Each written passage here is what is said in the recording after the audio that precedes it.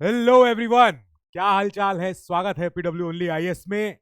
आज एक बहुत ही इंपॉर्टेंट और डेलिकेट टॉपिक पे हमारा चैप्टर है जिसका नाम है नेशनल कमीशन फॉर विमेन, महिलाओं का आयोग, राष्ट्रीय आयोग। 59th चैप्टर है और बहुत ही अहम मुद्दे पर है। तो इस टॉपिक को हम पूरी सीरियसनेस सिंसियरिटी के साथ पढ़ेंगे और इस पे बिल्कुल मजाक नहीं सुनेंगे कि महिलाओं के प्रति कितनी ज़्यादा संवेदनशीलता किस में कितनी होनी चाहिए। बहुत ही ज़्यादा अहम चैप्टर भी है और अहम इसलिए भी है 2020 एग्जाम में आ रहा है, रीसेंट पेपर्स में भी आ रहा है। ऐसा नहीं है कि ये टॉपिक की कोई अहमियत कम हो गई है। So it's a serious topic. क्या होता है एनसीडब्ल्यू? एनसीडब्ल्यू क्या होना चाहिए, क्या है, कैसी आई बात इसकी? शुरू से ही कमेटी बनती रही, कई सारी कमेटी बनी जिन्होंने हर समय हर दफे सरकार को चेताया, सरकार को बताया कि हम रिकमेंडेशन दे रहे हैं, अब भी दे रहे हैं, अब भी दे रहे हैं कि एक महिला आयोग होना चाहिए पूरे देश में। राष्ट्रीय महिला आयोग एक आप बनाइए जो महिलाओं की सशक्तिकरण के लिए, महिलाओं की हिफाजत के लिए जो सारे कॉन्स्टिट्यूशनल सेफगार्ड है उनका सर्विलांस करता रहे। हर जगह हर जगह ऐसे ऐसे फैसिलिटी हो जहां पे महिलाएं अपनी जाके ग्रीवेंसेस बता सकें, to fulfil the surveillance functions and to facilitate redressal of grievances and to accelerate the socio economic development of women. इसी के लिए कल्पना करी जा रही थी कि एनसीडब्ल्यू जैसा कोई संस्थान आ पाए। ठीक है, 1974 में करी, तब जब सरकार खुद एक विमेन पीएम के पास थी। ठीक है, फिर उसके बाद भी 1988 आ जाता है। 1988 तक कई सारी कमेटी, कमीशन, एम्पावरमेंट बॉडी बनती रही, आती रही और सब तरफ पर्सपेक्टिव प्लान बना विमेन का। जब इन्होंने रेकमेंड किया कि भैया एक बना दो, एक एपेक्स बॉडी चाहिए फॉर विमेन, तब जाके इसके बाद भी 1990 में जाके एनसीडब्ल्यू की कल्पना होती है, एनसीडब्ल्यू की कल्पना साकार होती है। ठीक है, 1992 में जाके ये आता है अपने फॉर्मेशन में, actually for promoting and safeguarding the interest of women. इस देश में महिलाओं की हिफाजत, महिलाओं के लिए जो सेफ गार्ड्स हैं उनको भैया देखो, उनको बचा के रखो, प्रोटेक्ट करो, एवरीथिंग। अब ये हर कोई कहता रहा है, हर समय लीडर्स ने बोला है कि किसी भी सोसाइटी का जो मापदंड है कि कितना अच्छा सोसाइटी है, इससे पता लग जाता है कि वहां के बेजुबान, वहां की महिलाएं, वहां के माइनॉरिटीज का स्टेटस कैसा है। और आप किसी भी समय पे चले जाओ, किसी भी टाइम फ्रेम में चले जाओ, किसी भी एरा में चले जाओ, 1800s में, 1200s में, जब भी आपको जहां भी जाना हो, उस टाइम पीरियड में देखना, अगर एक वर्ग जो हमेशा दबाया और कुचला गया है वो है विमेन। हमेशा महिलाओं को ये बोला गया कि आप कमजोर वर्ग हो, आप फिजिकली वीक हो, आप घर के काम करो, आप बाहर नहीं जाओगे, आप हंटिंग हम करेंगे, ये करेंगे, आप अंदर रहो घर के। वोट देने का अधिकार इंग्लैंड में कितना लेट आया है, जब महिलाओं ने पूरा वहां पे आंदोलन किया है, रेवोल्यूशन किया है कि हमको वोट देने का अधिकार चाहिए। 50% ऑफ पॉपुलेशन, अधिकार नहीं था। फिर इसके बाद अभी भी जाके और इंप्रूवमेंट आते जा रहे हैं। अब हम विमेन से ऊपर उठ के हम थर्ड जेंडर की बातें भी करते हैं, पर लेकिन अभी भी कुछ कंसर्न्स हैं, आगे उनको डील करते हैं। फिर इस कमीशन के पास एक स्वायत्ता आई, ऑटोनोमस बॉडी बनी है, और कॉन्स्टिट्यूशन नहीं ऑफ कोर्स, क्योंकि एक एक्ट के तहत बनी थी जिसका नाम था एनसीडब्ल्यू एक्ट ऑफ 1990। ठीक है, फिर एक ये मिनिस्ट्री तैयार होती है, women and child development of the government of India. ये 2006 में फंक्शनिंग होती है। इसके पहले तक ये एमएचआरडी के अंदर थी। ये मिनिस्ट्री पहले एक अर्लियर एक ये डिपार्टमेंट था, डिपार्टमेंट जो अंडर था MHRD, ministry of human resource development. अब ये आप सोचिए कि एक 1990 में एक एक्ट आ चुका है, 1992 में एनसीडब्ल्यू बन चुकी है, और उसके भी कई साल, मतलब ऑलमोस्ट 15-16 साल के बाद एक अपने आप में मिनिस्ट्री बनाई जाती है। जो मिनिस्ट्री के साथ मुझे सामने प्रॉब्लम दिख रही है, क्या प्रॉब्लम दिख रही है कि ये है ministry of women and child development. पहले इसमें फैमिली भी थी, सब कुछ थी। अब आप सोचो कि महिलाओं के साथ प्रॉब्लम क्या है कि हर जगह महिलाओं को हमेशा या तो पत्नी या बीवी या बेटी या मम्मी या किसी भी फॉर्म में देखा जाता है, कि हमेशा किसी ना किसी रोल में वो अपना रोल निभा रही है। अब ये महिलाओं के लिए बहुत बड़ी एक ये प्रॉब्लम ही यही है कि उनके साथ हमेशा एक आइडेंटिटी एस्टेब्लिश करी जाती है कि आप एक मदर हो, आप एक मदर फिगर हो, आप बहन हो मेरी, आप बेटी हो मेरी, आप मेरी बीवी हो, आप मेरी ये हो वो हो। अपने आप में महिला की अपनी आइडेंटिटी कितनी वीक है आप सोचो। ये इसलिए इंपॉर्टेंट है क्योंकि कितने ही फैक्टर्स होते हैं, कितने ही महिलाओं को जो प्रॉब्लम होती है वो उन्हें होती है, महिलाओं को problem because of the very reason कि दे आर विमेन। हमेशा ये नहीं देखना चाहिए कि महिलाओं की प्रेगनेंसी में प्रॉब्लम क्या आ रही है। हमेशा ये नहीं देखना चाहिए कि महिलाओं के जो उनके मातृत्व में जो उनके कोई प्रॉब्लम आ रही है कि नहीं आ रही है, चाइल्ड रेजिंग में, अपने या अपने डोमेस्टिक वायलेंस में। महिलाओं की हेल्थ, इमेजिन करो आप, महिलाओं को प्रॉब्लम होती है पीसीओडी की, महिलाओं को प्रॉब्लम होती है मेंस्ट्रुएशन साइकिल की, उस पे हम कभी ध्यान इसलिए नहीं देते क्योंकि अरे ये तो इनके पर्सनल काम है, टैबू वर्ड्स है, इन पे कभी चर्चा नहीं करनी चाहिए। ये देखो समाज के एंगल से महिलाओं का हम कैसे काम करें, मतलब women and child development ministry में रही है ये कि महिला और बच्चा, जिसमें हमें एक, अगर आप देखोगे तो एक आइडेंटिटी दिख रही है कि एक मदरली फिगर की बीच में, ये एक प्रॉब्लम है। हमेशा महिला को एक रोल में देखा जा रहा है कि आप या तो मदर हो, नहीं तो बीवी हो, नहीं तो बेटी हो, नहीं तो किसी की बहन हो, नहीं तो किसी की दोस्त हो, पर अपने आप में आप एक महिला हो जिसकी वजह से आपको कुछ कुछ प्रॉब्लम होती है। आजकल कितनी ज्यादा प्रॉब्लम, कितनी ज्यादा महिलाओं को पीसीओडी या पीसीओएस की प्रॉब्लम आने लग गई है, ये प्रॉब्लम कितनी विकराल होती जा रही है।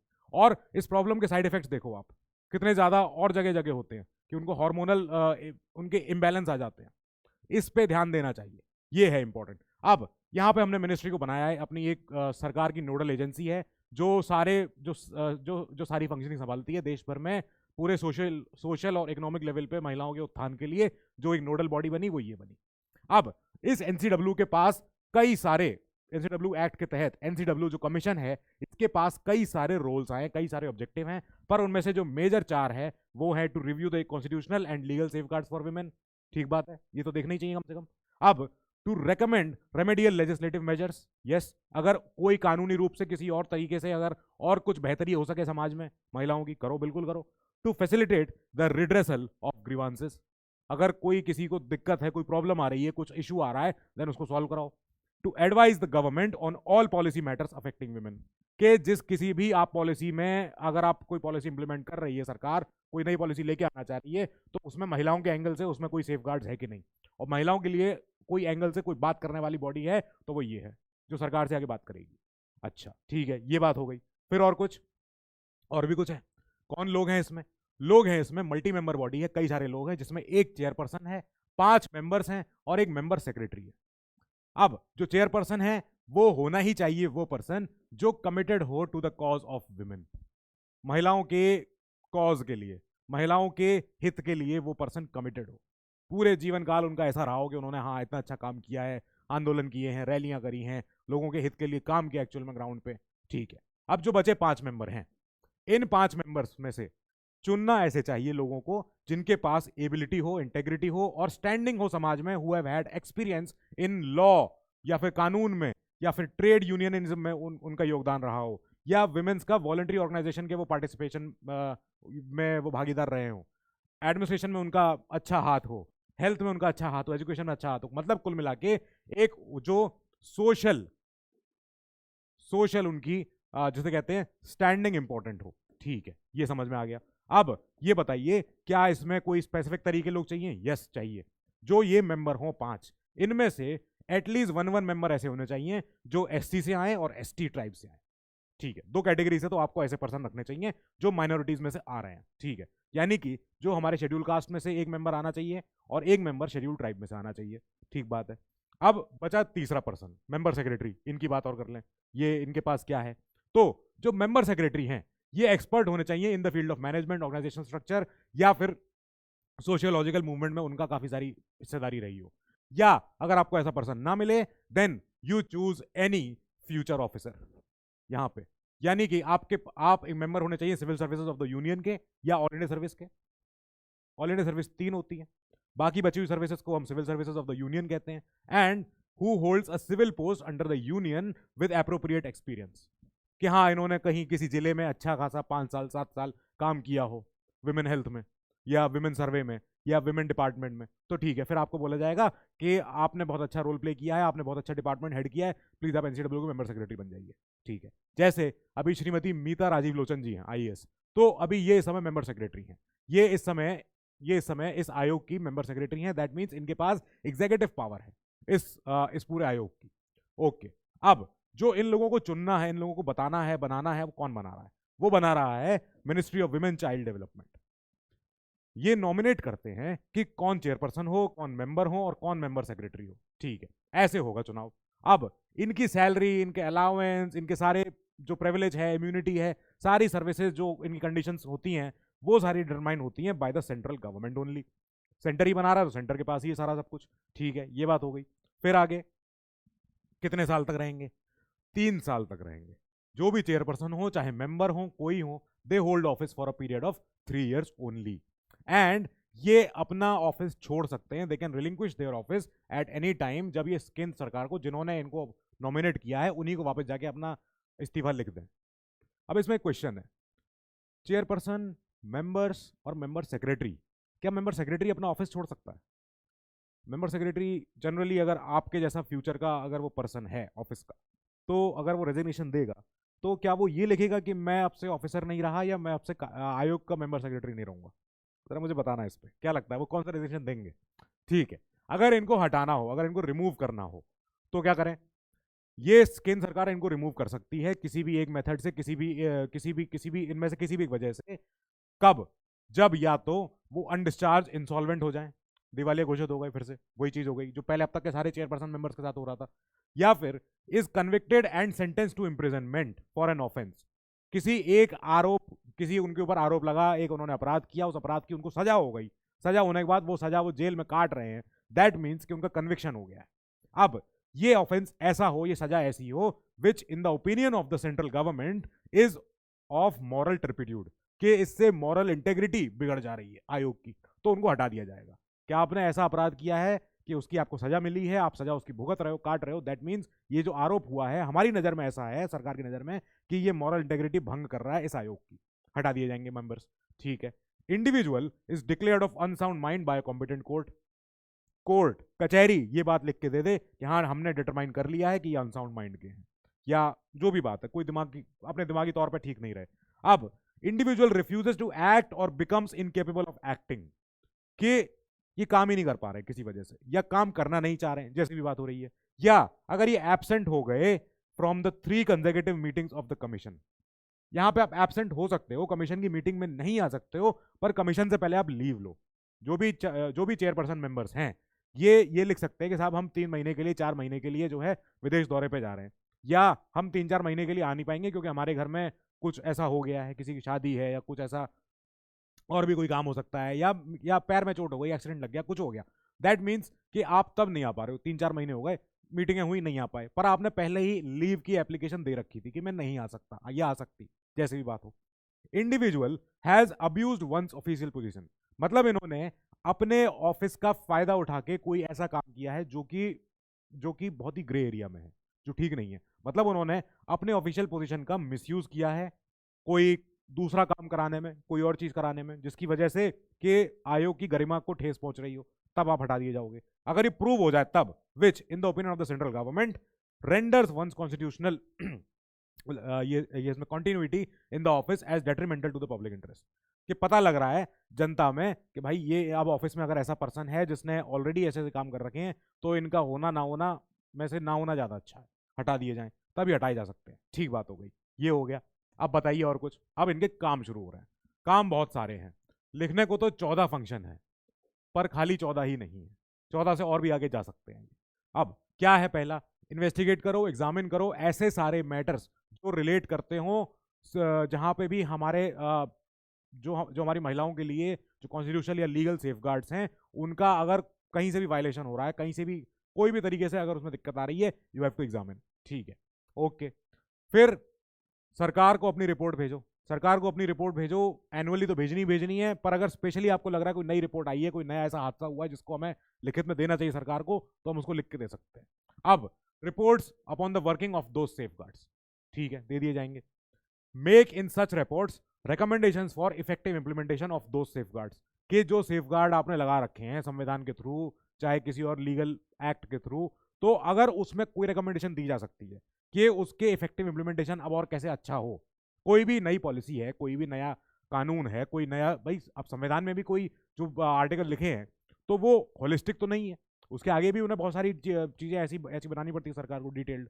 तो ऐसे में अगर कोई कानूनी रूप से अगर कुछ कहीं एक त्रुटि है, कोई एक लूप होल है, कोई गैप है, उसको अच्छे से और अगर इंप्लीमेंट करवाना हो तो उस गैप को कैसे फिल किया जाए, ये बताएंगे रिपोर्ट, चाहे केंद्र को चाहे स्टेट को, जहां भी देनी हो दे दें।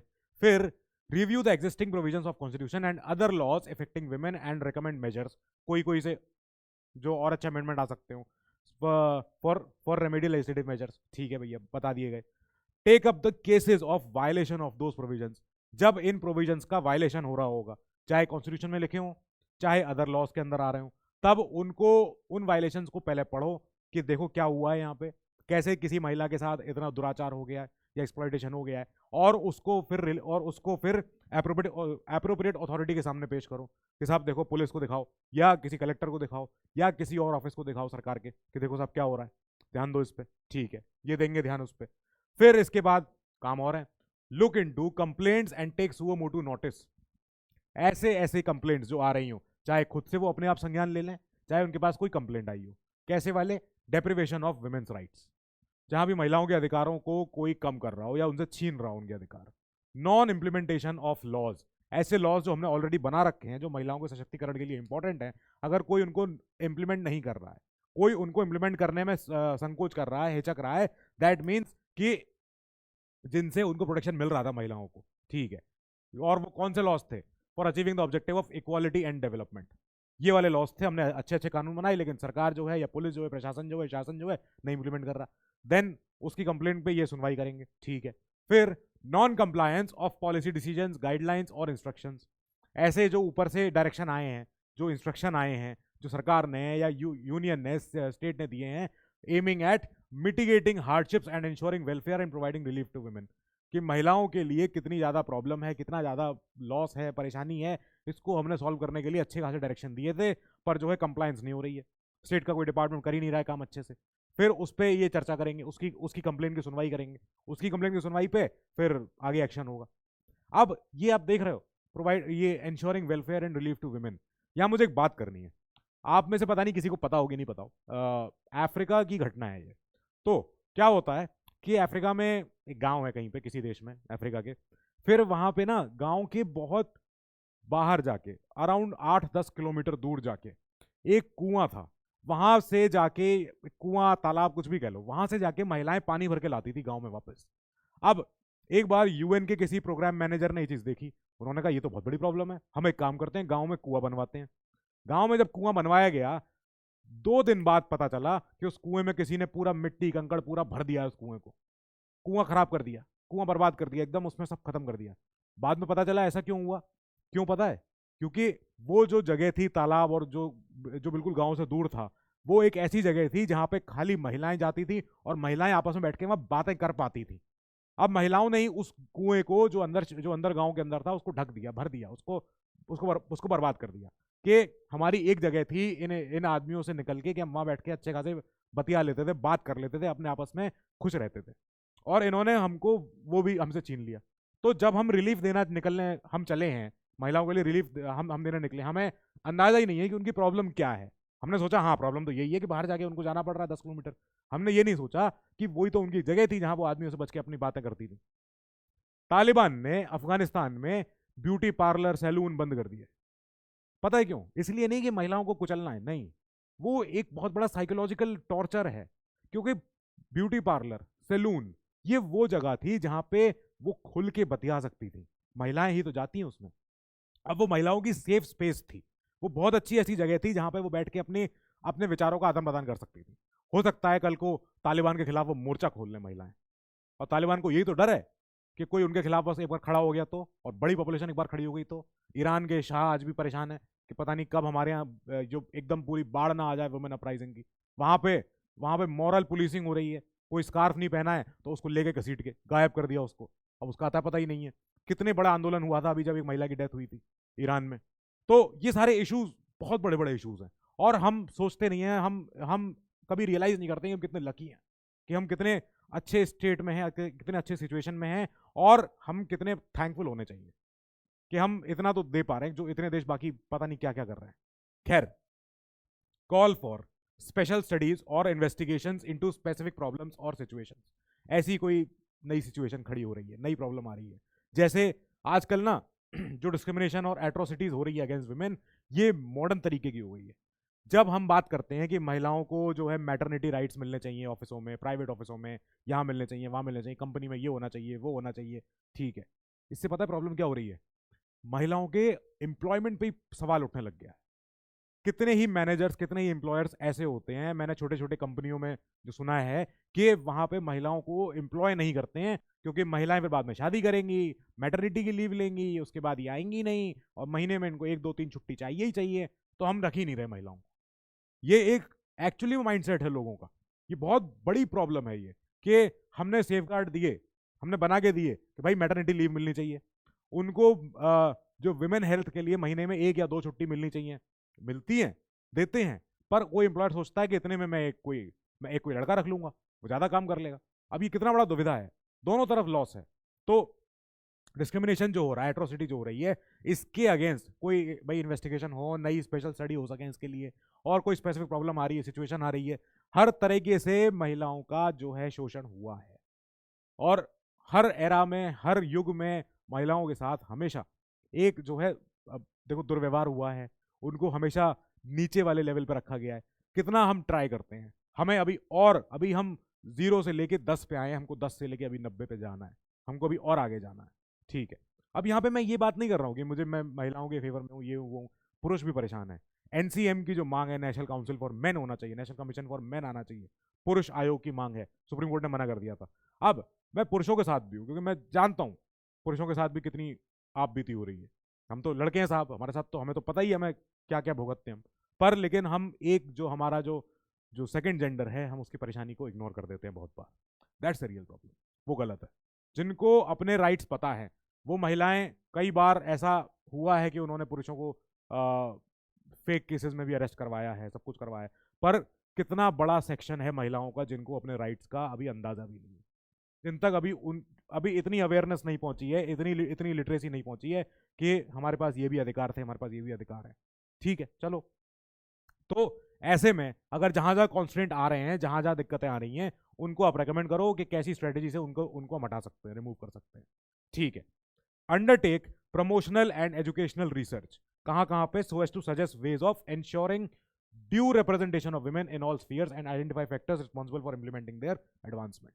कि ऐसे ऐसे हमें फैक्टर बताओ, ऐसे ऐसे हमें रीजन बताओ जिनके इंप्लीमेंट करने पे महिलाओं का उत्थान हो सके, महिलाओं का डेवलपमेंट हो सके। ठीक है, जैसे कैसे कैसे हम देख रहे हैं, reducing drudgery and occupational health hazards. Drudgery माने होता है बहुत ही मुश्किल काम करवाया जा रहा है, बहुत ही मीनियल पैसे पे दे रहे हैं, मतलब जो कहते हैं ना, बहुत मतलब काम करवाया है, पहाड़ तोड़वा लिया, लेकिन अठन्नी चवन्नी दे रहे हैं, जो अपनी वेजेस दे रहे हैं, तो वो मीनियल वेजेस होती है, बहुत ही हार्ड काम करने पर। तो इसको हमें कम करना है, और ऑक्यूपेशनल हेल्थ हजार्ड जो भी होते हैं, वहां पे हमें महिलाओं को ऐसे ऐसे ऐसे एनवायरनमेंट में काम करने देना है जो कि सेफ हो। ठीक है, for increasing there productivity, otherwise productivity है ही नहीं कुछ अगर ये ना हो। जैसे फीमेल लेबर फोर्स डेटा अगर किसी को पता हो तो क्या है, इंडिया का जो महिलाओं का जो लेबर फोर्स पार्टिसिपेशन है वो कितना है, एलएफपीआर, उसमें जरा बताना मुझे महिलाओं का कितना जा रहा है, और महिलाओं का बढ़ा है कि नहीं बढ़ा है, जरा एक बार देखना जरा। ठीक है, और कुछ, yes, participate and advise on the planning process of socio economic development of women, के जैसे जैसे महिलाओं का सोशल और इकोनॉमिक डेवलपमेंट करवाना चाह रहे हैं, उसमें एनसीडब्ल्यू भूमिका निभाए, भागीदारी निभाए, और एडवाइज करे in the planning process of it, कि जो जो हम प्लान लेके आना चाह रहे हैं। ठीक है, evaluate the progress of development of women under the union and states, कि कितना प्रोग्रेस हो पा रही है, कितना महिलाएं एक्चुअली में, जो हम इतने ज्यादा बातें ऊपर सोचते हैं, वो ग्राउंड लेवल पे कितनी है। ठीक है, इंस्पेक्ट और cause to be inspected a jail, अपना रिमांड होम या विमेंस इंस्टीट्यूशन, जहां जहां पे महिलाओं को कैदी के रूप से रखा जाता है, एक्चुअल में मतलब लीगल रूप से, जो भाई जेल होती है या डिटेंशन सेंटर होता है या कोई कस्टडी में है जहां पे महिलाएं हैं, आर केप्ट एज प्रिजनर्स और अदरवाइज, वहां पे जाके कंडीशन देखे and take up with the appropriate authorities for remedial action. कि साहब दिक्कत है, बाथरूम बहुत गंदे हैं, हाइजीन की प्रॉब्लम है, ये है वो है, इनको यहाँ पे ये सुविधा नहीं है, ठंड है, ये चाहिए वो चाहिए, लाओ अरेंज कराओ। Fund litigation involving issues affecting a large body of women, अगर कोई बहुत बड़ा महिलाओं का एक सेक्शन है जो परेशान है, जो जो जो इस समय दुख से गुजर रहा है, तो उन महिलाओं के लिए अगर कोई लिटिगेशन या कोई लीगल बैटल फाइट करानी है, उसके फंड का इंतजाम करवाए। ठीक है, make periodical reports to the government, government को एक ऐसी रिपोर्ट दे on any matter pertaining to women and in particular various difficulties under which women toil, कि किन मुश्किल हालातों में महिलाएं रह रही हैं, उसका कोई ब्यौरा आना चाहिए, उसकी कोई रिपोर्ट आनी चाहिए, और ये रिपोर्ट पीरियोडिकल हो। Any other matter that may be refer to it by the government, अगर कोई नया मैटर है, कोई नया एकदम कुछ बात आई है जिसको हम चाहते हैं कि सरकार चाहे कि एनसीडब्ल्यू इस पर चर्चा करे, एक बार एनसीडब्ल्यू इसको पढ़ के आए और हमें दे दे रिपोर्ट एक। ठीक है, वो देंगे। फिर इसके बाद हम आगे चले। अब ये कमीशन ने जो रिपोर्टें बनाई, तो कमीशन अपनी रिपोर्ट सबमिट करता है, एनुअली तो करेगा ही करेगा, एनुअली तो जानी जानी साल में एक रिपोर्ट, या special reports to the central government. इधर सेंट्रल गवर्नमेंट को रिपोर्ट देने के बाद सेंटर का काम शुरू होता है। सेंटर अपने पार्लियामेंट में दोनों हाउसेज में ये रिपोर्ट को टेबल करवाती है सेंट्रल गवर्नमेंट, और इस रिपोर्ट के साथ साथ क्या और जाता है, मेमोरेंडम, कि इन्होंने रिकमेंडेशन दी थी 5, हमने 5 पे ये एक्शन लिया है, ठीक है। क्या इन्होंने 5 रिकमेंडेशन दी, हमने 3 पे एक्शन लिया, 2 को हमने मना कर दिया था। क्यों मना किया, रीजन बताओ। तो ये भाई ये फिर एमपीस पूछेंगे। अगर ऐसी कोई रिपोर्ट है जो रिलेट करती है any matter with which any state government is involve is concern, then commission अपनी रिपोर्ट वाली भेजता है उस स्टेट सरकार को भी, ठीक है। इधर स्टेट सरकार सेम वो काम करेगी, कमीशन ने भेजी अपनी रिपोर्ट, ठीक है, एनुअल या special report to the state government. फिर स्टेट सरकार का वही रोल अपने विधानसभा में जाता है कि साहब हमने रिपोर्ट टेबल कर दी, साथ में ये मेमोरेंडम है जिसमें कमीशन की रिकमेंडेशन को हमने इतना सा पूरा कर दिया है, बचा हुआ जो है वो अभी हिस्सा छूट गया है, वो हिस्सा हम बाद में करेंगे, नहीं करेंगे, नहीं करेंगे तो क्यों नहीं करेंगे बता दो, ठीक है। ये करवाया गया। फिर आगे गए, इनकी powers, commission can appoint the committees necessary for dealing with the special issues. कोई जो इशू आए, एनसीडब्ल्यू तो एक एनसीडब्ल्यू है, ठीक है। अब एनसीडब्ल्यू में लॉ ऑफिसर भी होते हैं, लीगल ऑफिसर भी होते हैं, रिसर्च ऑफिसर भी होते हैं, एडमिन के ऑफिसर्स भी होते हैं। तो अब ऐसे में कोई कमेटी बनानी हो, कोई नया एक मुद्दा छिड़ा हो देश में, कोई बात हुई हो, जैसे बहुत सारे दर्दनाक हादसे होते हैं महिलाओं के साथ, तो अगर उनकी कोई जांच करनी हो, कोई बात करनी हो, तो कमीशन अपनी कमेटी बना देता है, ठीक है। ये कमेटी बनने के बाद फिर वो स्पेशल इशू से डील करते हैं, taken up by the commission time to time, ठीक है। Also empowered to co-opt as a member of any such committee the persons from outside the commission। कि कोई बाहर से कोई एक शख्स है, उसको भी हमने बोला कि आप भी हमारी कमेटी की तरह हिस्सा बन जाओ, साथ में बैठ के बात करते हैं, साथ में बैठ के इस पूरे मैटर को इन्वेस्टिगेट करना है, ठीक है, वो भी करते हैं। फिर वो person can attend the meetings of the committee and take part in its proceeding but without the right to vote. वहां पे वोट देने का अधिकार नहीं है उस कमेटी में, उस आउटसाइड पर्सन को, ठीक है, ये भी ठीक है। अब कमीशन यहाँ पे अपने हिसाब से ही अपने प्रोसीजर खुद तय करता है, and also the procedure of its commission, ठीक है। कैसे जो उनकी कमेटी, कोई अंदर की कमेटी है, उसकी भी कोई चर्चा होनी है, कुछ होनी है, अपने आप से खुद ही अपने लिए गाइडलाइन बनाता है कि हम ये काम करेंगे, ऐसे ऐसे करेंगे, इतने मीटिंग होंगी, इतने मीटिंग शाम को होंगी, ये सब सारी चीजें, ठीक है, ये हुआ। अब कमीशन जब इन्वेस्टिगेट कर रहा होता है, shall have all the powers of a civil court, और इस तरीके से कहां कहां पे, जब उनको किसी आरोपी को या किसी विटनेस को या किसी पर्सन को समन कराना हो, एनफोर्स कराना, उनकी attendance of any person from any part of India, कहीं से भी हो, आओ यहाँ पे, और किस समय आना है, और उनको शपथ दिलवा के सच बुलवाना, बोलो अब शपथ लो सामने, और अब बताओ। अब कमीशन के सामने कोई झूठ नहीं बोलता, वो परजरी हो जाएगी अगर झूठ बोल दिया तो। शपथ लेने के बाद you lied under oath, that's a very bad argument, ठीक है। अब requiring the discovery and production of any such document, कि कोई केस चल रहा है, कोई इंक्वायरी चल रही है, सीसीटीवी फुटेज मंगवा ली, डॉक्यूमेंट मंगवा लिया कि हाँ ये महिला कह रही है इन्होंने एफआईआर लिखवाई थी, आपकी वो एफआईआर की कॉपी कहाँ है, लाओ दिखाओ, वो हमें चाहिए। पुलिस कह रही है थी एफआईआर, एफआईआर नहीं थी, वो एफआईआर थी हमारे पास, वो ओवर रिपोर्ट आई थी ऐसे ही, बस प्राथमिकी थी, प्राथमिकी थी तो वो लाओ, वो दिखाओ, लाओ। फिर ऐसे देखा जाएगा। रिसीविंग एविडेंस ऑन एफिडेविट्स, कि जो भी कोई एविडेंस आप कह रहे हो कि हाँ ये सबूत है, लाओ उसको एफिडेविट पे लिखो, शपथ पत्र पे लिखो, ठीक है। Requisitioning any public record from any court or office, कोई भी दस्तावेज, कोई भी डॉक्यूमेंट, कोई भी डिस्कवरी, कोई भी कुछ भी चीज। Issuing summons for examination of witnesses and documents, कि इनको बुला लिया गया, कोई चश्मदीद बचा हो तो, कोई कहीं कुछ भी हो, कोई ऑफिस हो, कुछ और मिल जाए तो। Any other matter which may be prescribed bye the central government, सरकार कह रही है कि ये मैटर भी है, आप ये ध्यान में रखना, इस इन्वेस्टिगेशन के दौरान एक पहलू और है, वो चर्चा आपको करनी है अलग से, ठीक है, वो दे दिया गया इनको, ये भी रोल आ गया इनके पास। अब इसके बाद कमीशन अपना काम शुरू करता है। कमीशन प्रोसेसेस द कंप्लेंट्स आई इनके पास, चाहे वो ओरली कोई दे जाए या वो कोई लिखित में देके जाए, and takes into account suo motu संज्ञान, खुद से ले लिया गया या फिर उनके पास कंप्लेन अपने आप से आई है। इतने सारे आरोपों के हमारे एनसीडब्ल्यू ने कैटेगरी बना रखी है कि ये सारे वो ऑफेंसेस हैं, ये सारे क्राइम्स हैं जो अगेंस्ट विमेन होते हैं, और 23 कैटेगरियों में इनको रखा गया है। इन सारे क्राइम्स को एक बार नजर डालें तो एक बार नजर डाल के निकलना भी नहीं चाहिए एक्चुअली। हर क्राइम को हमने, जब हम ऐसे लिस्ट बना देते हैं तो वो खाली स्टैटिस्टिक्स दिखता है, क्राइम की ग्रेविटी नहीं दिखती है। तो मैं चाहूंगा एक बार आप इस पर नजर डालो। Rape, attempt to rape, acid attack, sexual assault, sexual harassment, stalking या वॉयरिज्म, फिर इसके बाद इनकी ट्रैफिकिंग करना प्रोस्टिट्यूशन में, या फिर आउटरेजिंग मॉडेस्टी ऑफ वुमेन या molestation, cyber crimes against women, police apathy against women, जब ये सब होता है। इसके बाद डाउरी डेथ है, पॉलीगैमी है, पॉलीगैमी मीन मल्टीपल शादी, ठीक है। Protection of women against domestic violence, ठीक है।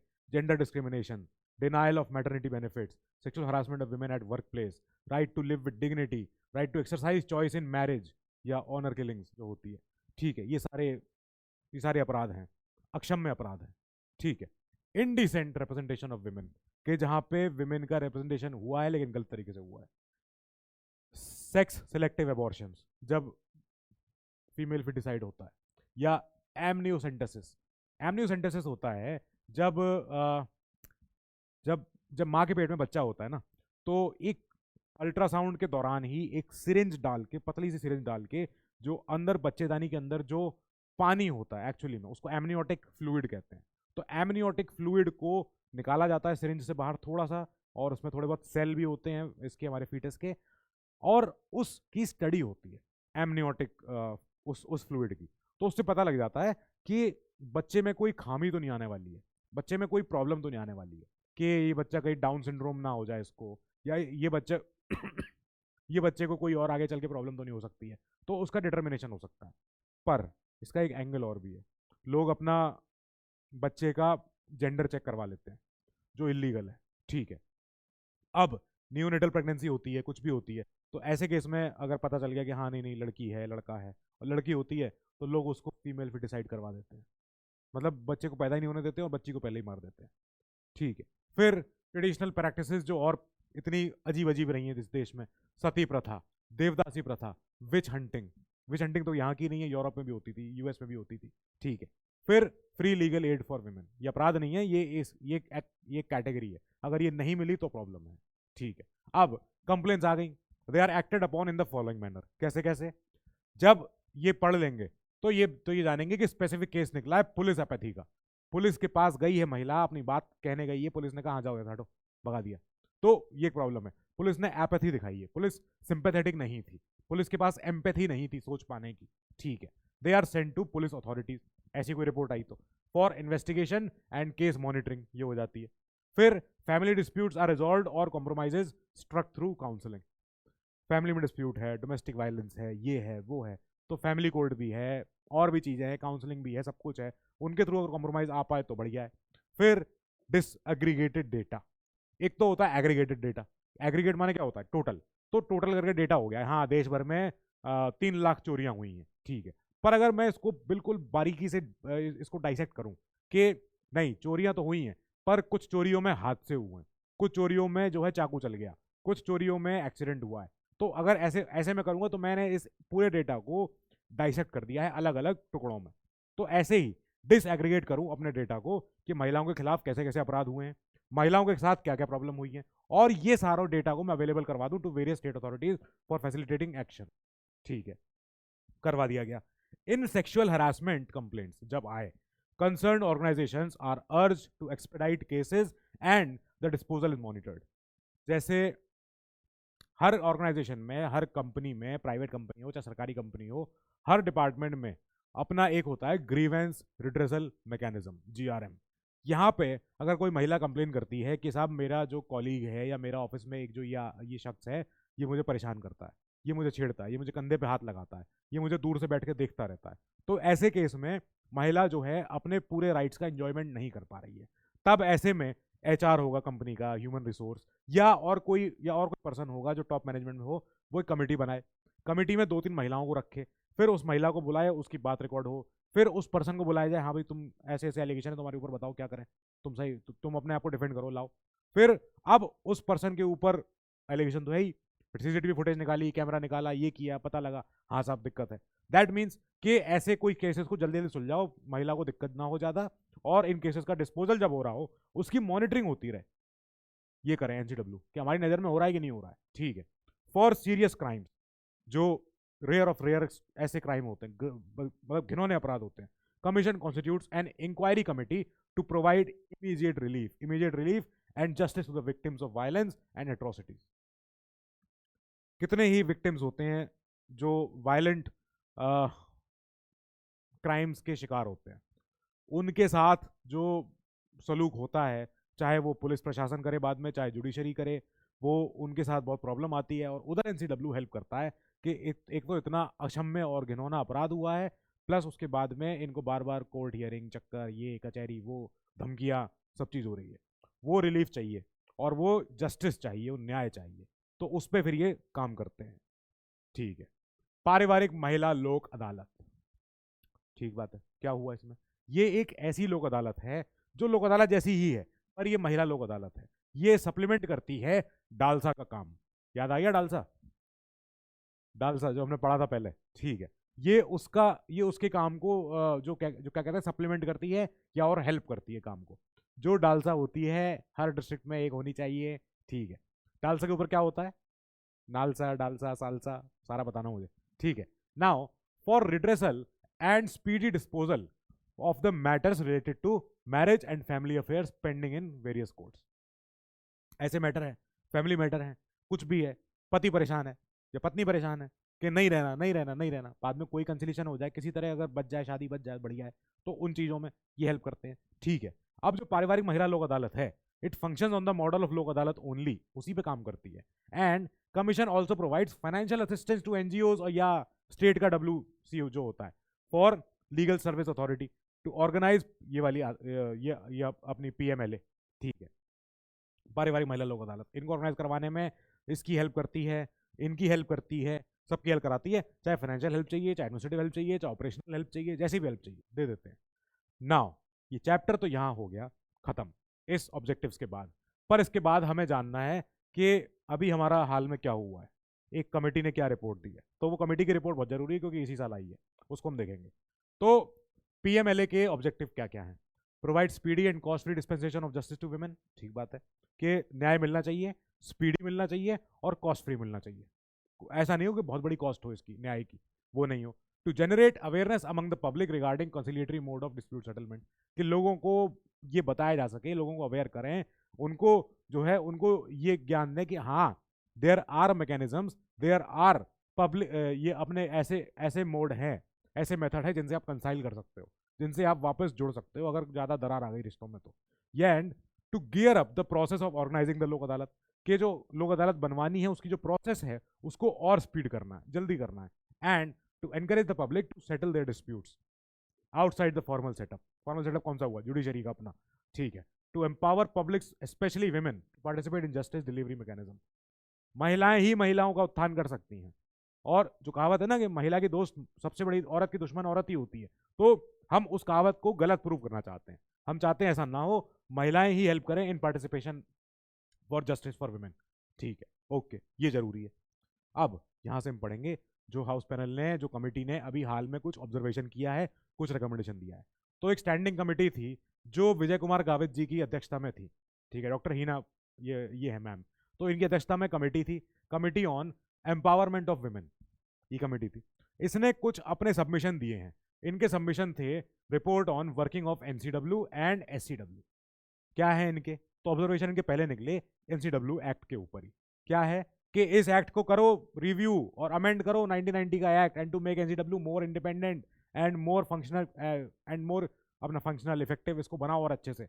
And we want empowering of the NCW with certain degree of accountability over the police, क्योंकि पुलिस के पास जब NCW पहुंचता है तो NCW पुलिस से कहती है कि ये लिखो FIR, तो पुलिस कहती है मैम सबूत नहीं है, तो NCW कहता है पहले तुम लिखो बाद में बात करेंगे।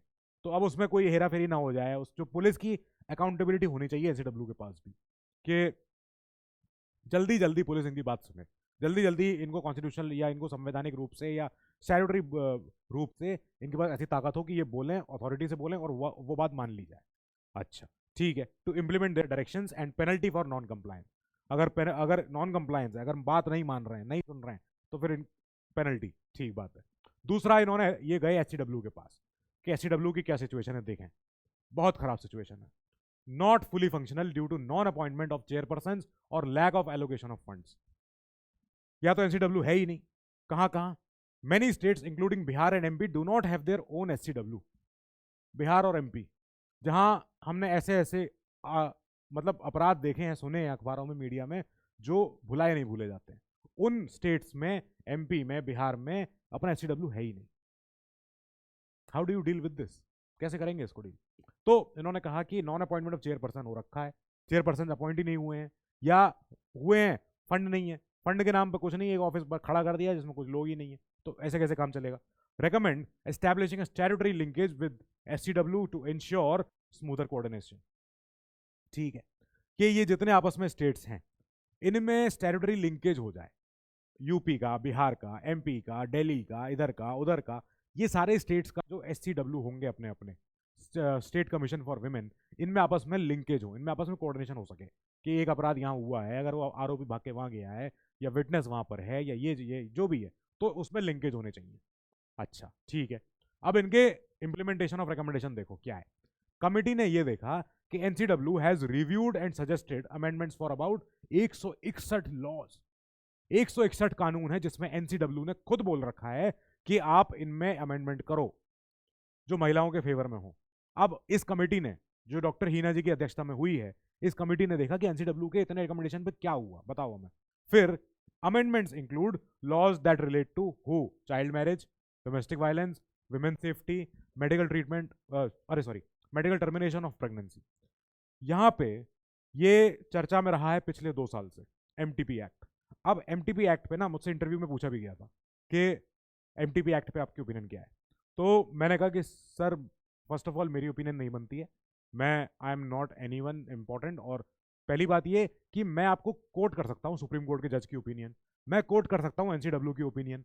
तो उन्होंने कहा नहीं, you are not no one, आप अपने एग्जाम लिख के आए हो, क्लियर करके आए हो, आपके पास नॉलेज है, आप 2-3 साल से करंट अफेयर पढ़ रहे हो, अखबार पढ़ रहे हो, दैट मीन्स कि आपने अपनी ओपिनियन तो फॉर्म कर ली होगी, तो हमें वो ओपिनियन जाननी है। तो मैंने कहा sir first of all only personally अभी तक मैंने जो सोचा है, पढ़ा है, उस हिसाब से बस यही है कि महिलाओं की जो बॉडीली ऑटोनॉमी है, उनके अपने शरीर पे उनका अधिकार खाली उन्हीं का होना चाहिए, कोई फैमिली नहीं, कोई कुछ नहीं। अगर उन्हें लग रहा है कि मुझे अभी बच्चा नहीं करना है तो मत करो। या अब हम यहाँ पे कहते हैं कि नहीं नहीं एमटीपी एक्ट में 24 हफ्ते तक प्रेगनेंसी का अबॉर्शन अलाउड है, ये है वो है। मैं कहता हूँ अगर महिला की हेल्थ को नुकसान है या बच्चे की हेल्थ को नुकसान है, तो आप 24 क्या 36 किसी भी और हफ्ते पे आप, जब जो जो हमारा एमटीपी एक्ट में खुद ही कहता है कि हाँ हाँ डॉक्टरों का बोर्ड सर्टिफाई कर देगा तो अबॉर्शन हो सकता है। हम कहते हैं कि देखो महिलाओं का बच्चा कब उन्हें रखना है, कब उन्हें वो बच्चा पैदा करने के रूप के तरीके से वो केपेबल है, ये महिला ही डिसाइड करेगी, कोई और नहीं करेगी। और महिला फ्रीली इंडिपेंडेंटली करे, बिना किसी अपने परिवार के दबाव में आके। तो बोले कि ठीक है फाइन, यही होना चाहिए नाउ। पर ऐसा हम तो, जितना प्रैक्टिकल है उतना लीगल नहीं है, जितना जो लीगल है वो प्रैक्टिकल नहीं होता है। So there is no time frame followed for the implementation of एनसीडब्ल्यूज रिकमेंडेशन। एनसीडब्ल्यू ने रिकमेंडेशन दे रखी है कि रिव्यू करो, अमेंडमेंट करो, नो टाइम फ्रेम अलाउड, है ही नहीं, टाइम फ्रेम ही नहीं है, कर लेंगे, हाँ दे दिया रिकमेंडेशन, बहुत बढ़िया, थैंक यू। इसके आगे क्या बात हुई आगे पता ही नहीं। सो ये एक इशू आया, स्टाफ की शॉर्टेज। लो क्या ही नई बात है इसमें, तो क्या ही बताई जाए। Staff shortage including post of law officer, research officer in NCW, है ही नहीं। आए थे, रिटायर हो गए, चले गए, नए वाले आए ही नहीं, भर्ती नहीं हो पाई दोबारा से। तो हम चाहते हैं कि MCW and NCW to create and fill up the requisite, ये भाई जितनी पोस्ट है उनको भरा दो, उनको जल्दी भर्तियां करा दो, और ताकि इसकी फंक्शनिंग स्मूथ हो सके वापस एनसीडब्ल्यू की। यहाँ मिनिस्टर की बात हो रही है कि कमीशन की बात हो रही है? अच्छा now complaint redressal mechanisms and helpline क्या क्या है। Committee found that NCW deals with complaints under 23 broad categories of grievances, ठीक है, जो हमने पीछे देखे। Now recommended that ministry and commission take appropriate measures to resolve all complaints by how streamlining the procedure, अच्छे से करो, having an efficient workforce, yes बिल्कुल, वर्कफोर्स अच्छी होगी तो अच्छे से इफेक्टिवली सारे प्रोसीजर इंप्लीमेंट हो जाएंगे, ठीक है। कोऑर्डिनेटिंग विद कंसर्न एजेंसीज, जिस भी स्टेट में कोई प्रशासन है, पुलिस है, कोई डिपार्टमेंट है, सीधे कोऑर्डिनेट करो, बात कराओ, फोन पे काम कराओ, ठीक है। अगर कोऑर्डिनेशन अच्छा हो जाएगा, काफी सारी प्रोसीजरल सारे जितने लूप होल्स हैं अपने आप भर जाएंगे, ठीक है। ये सारी चीजें। नाउ एनआरआई सेल्स, एक और प्रॉब्लम जो हाल में और बढ़ती जा रही है और पिछले 10-15 साल से और ज्यादा विराट रूप ले लिया है। क्या हुआ है कि कई सारी इंडियन विमेन होती हैं, they are abandoned by their NRI husbands, NRI या ओवरसीज हस्बैंड। पति बाहर है, बाहर ही रह गया, दूसरी शादी वहां कर ली, ये पत्नी इधर, ये यहीं रह गई, बैठी रह गई, इनको भी जाना था कभी कनाडा, इनको भी जाना था कभी यूएई, कभी आगे चल के ग्रीन कार्ड लेके जो भी करके नहीं पहुंच पाए। पति वहां जाके वहां रह रहा है, अबैंडन कर दिया इनको, ठीक है। And assist with mediation by coordinating with different agencies, different stakeholders. यहां इन्होंने बताया कि हमने ऑब्जर्व किया है difficulty in effectively dealing with cases due to legal complexities arising from different jurisdictions. अब हम यूएई से तो आदमी को बुलवा लेंगे क्योंकि यूएई से हमारी ट्रीटी है। इंग्लैंड से है? नहीं है। अफ्रीका से है? नहीं है। कहीं और से है? हाँ, होगी तो देखी जाएगी। क्यों? क्योंकि डिफरेंट जुरिस्डिक्शन में एक्स्ट्राडिशन की पॉसिबिलिटी है नहीं है, वहां ट्रायल शुरू करने की पॉसिबिलिटी है कि नहीं है, हम नहीं जानते, ठीक है। यहाँ पे तो यहाँ पे कमेटी ने रिकमेंड किया है कि आप एंटर करो, आप यानी India as a whole, you should enter into mutual legal assistance treaties with more countries. जितनी ज्यादा कंट्रीज से हम ज्यादा हाथ मिलाएंगे, ट्रीटीज करेंगे कि अगर आपके हमारा कोई शख्स ऐसा है जो कि जिसने ऐसा यहाँ काम एलेज किया हुआ है कि हमारे देश में किया हुआ है, तो इसको वापस बुलाएंगे, आप भेज देना इसको, ठीक है, करवा देंगे। पर सेम गोज बोथ वे। हमारे यहाँ भी कोई अगर शख्स हुआ जो आपके यहाँ ऐसा काम कर रहा था, हम उसको भेज देंगे आपके यहाँ वापस, ठीक है, ये अलाउड है। A database on harassment and duping cases for public awareness. जो जो जो केस ऐसे हुए हैं जहां पे ड्यूप किया गया है या धोखा दिया गया है या हरासमेंट हुआ है, तो उनका डेटाबेस लाओ, रेडी करो उसको। Establishing a one stop centre for legal and psychological counselling in coordination with different Indian missions. जहां जहां पे हमारे इंडिया के एम्बेसीज हैं, तो वहां वहां पे एक ऐसा सेल हो, एक ऐसा डिपार्टमेंट हो, एक ऐसी डेस्क हो जहां पे बैठ के ये वाली काउंसलेशन हो सके, लीगल साइकोलॉजिकल काउंसलिंग हो सके हमारी। ये करा दी, बहुत काम आसान हो जाएगा। Enhancing the financial assistance under the Indian ICWF, Indian community welfare fund. जैसे हमारी जो इंडियन डेमोग्राफी जो बाहर रहती है, जो इंडियन डायस्पोरा बाहर है, तो उन कम्युनिटीज के वेलफेयर के लिए हमारे पास एक फंड होता है जो खास करके एम्बेसीज के कंट्रोल में रहता है। तो इंडियन एम्बेसीज बाहर कई सारे फंक्शन ऑर्गेनाइज करवाती है, सेमिनार करवाती है, ये इवेंट वो इवेंट। तो इन सब के दौरान एक ऐसा काम भी हो कि यहाँ पे फाइनेंशियल असिस्टेंस हो सके इन लोगों की हेल्प के लिए, जो NRI सेल्स का जो डिपार्टमेंट हम बनाना चाह रहे हैं, ठीक है, ये करवा दिया जाएगा। इसके साथ हमारा चैप्टर यहाँ खत्म हो रहा है। अगली क्लास में चलेंगे हम और एक डेलिकेट टॉपिक पे जिसका नाम है NCPCR।